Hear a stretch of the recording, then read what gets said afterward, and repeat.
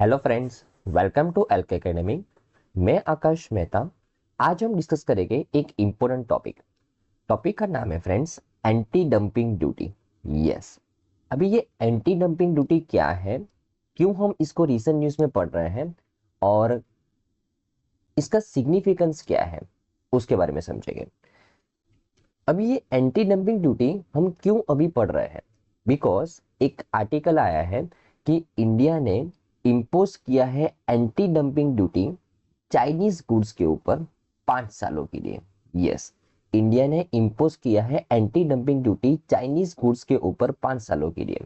अभी ये आर्टिकल को समझने से पहले हमको एंटी डंपिंग ड्यूटी क्या होती है वो समझना पड़ेगा, और एंटी डंपिंग ड्यूटी को समझने से पहले हमको डंपिंग क्या होता है इसको समझना पड़ेगा फ्रेंड्स। राइट, तो व्हाट इज द डंपिंग?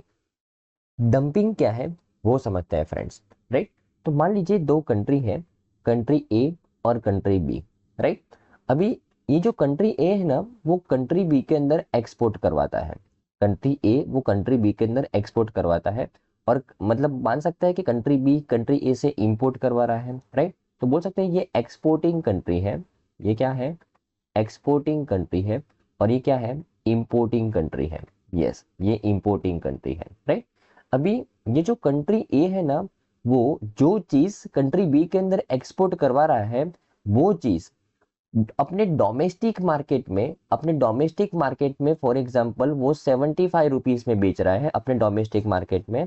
लेकिन वही सेम चीज वो कंट्री बी को 50 रुपीज में बेच रहा है। कितने रुपए में बेच रहा है? 50 रुपीज में। यस, अपने नॉर्मल वैल्यू से भी कम प्राइस में बेच रहा है।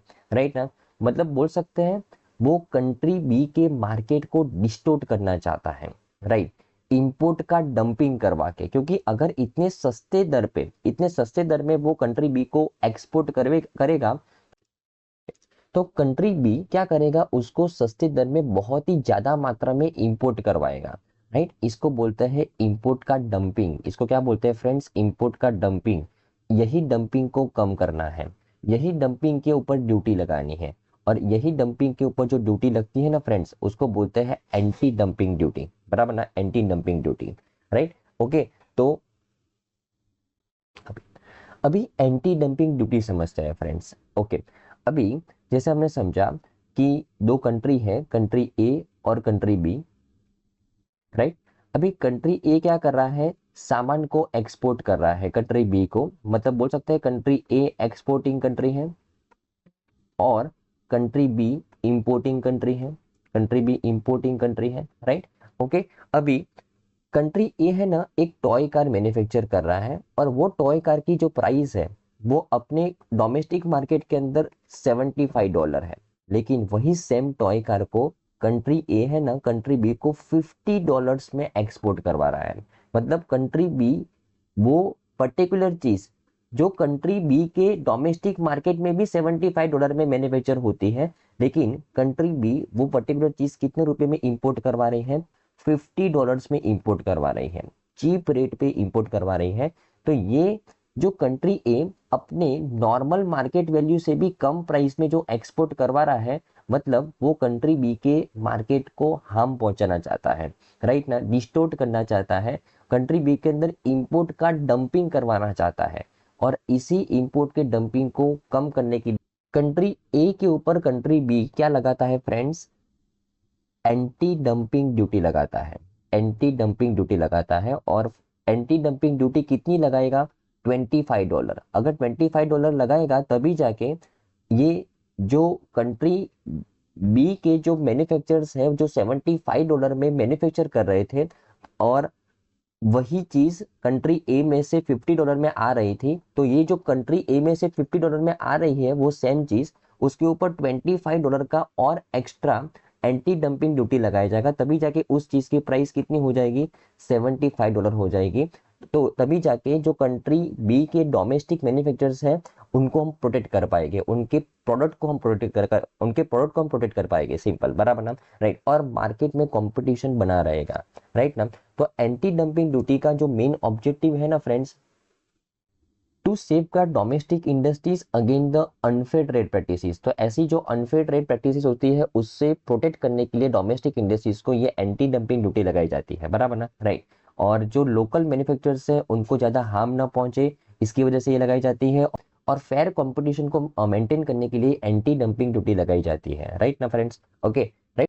अभी सवाल ये है फ्रेंड्स कि ये जो एंटी डंपिंग ड्यूटी है वो कौन लगाता है? तो एक्चुअली एंटी डंपिंग ड्यूटी को परमिट वर्ल्ड ट्रेड ऑर्गेनाइजेशन के द्वारा किया गया है। यस, ये वही संस्था है जो दुनिया के अंदर ट्रेड के ऊपर फोकस करती है, और उसी ने परमिट दी है पर्टिकुलर कंट्रीज को कि वो एंटी डंपिंग ड्यूटी लिवाई कर सकता है, इम्पोज कर सकता है, अगर उनको पता चले कि उनके देश में इंपोर्ट का डंपिंग हो रहा है, इनके देश में इंपोर्ट का डंपिंग हो रहा है, तो वो एंटी डंपिंग ड्यूटी लगा सकते हैं पर्टिकुलर प्रोडक्ट्स के ऊपर।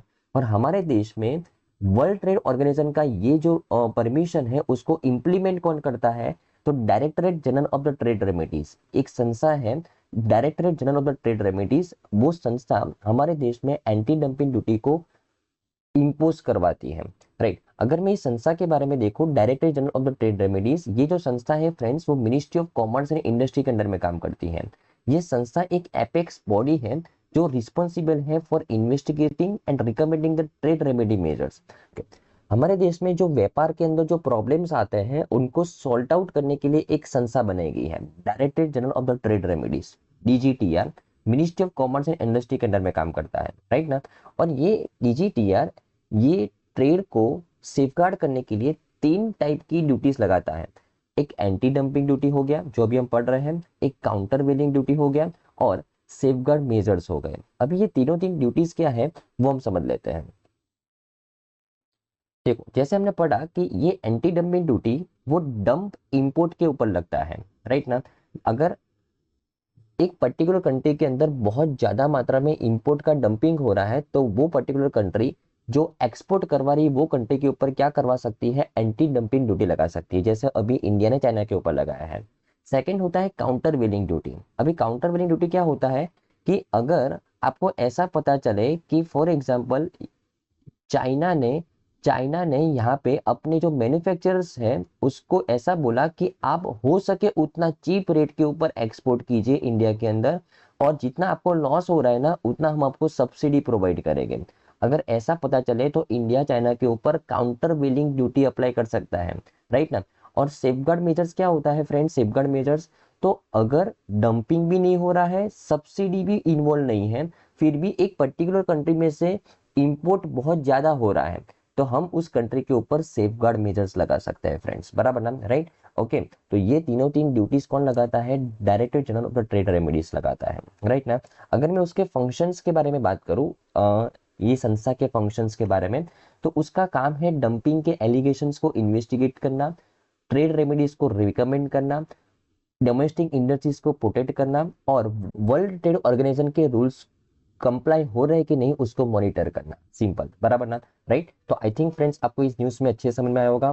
बहुत ही इंपॉर्टेंट आर्टिकल था कि अभी रिसेंटली इंडिया ने एंटी डंपिंग ड्यूटी लगाई है चाइनीज गुड्स के ऊपर 5 सालों के लिए। तो एंटी डंपिंग ड्यूटी क्या है, क्यों ये लगाया जाता है, वो आपको समझ में आया होगा फ्रेंड्स। ओके, चलो, थैंक यू फ्रेंड्स, बाय।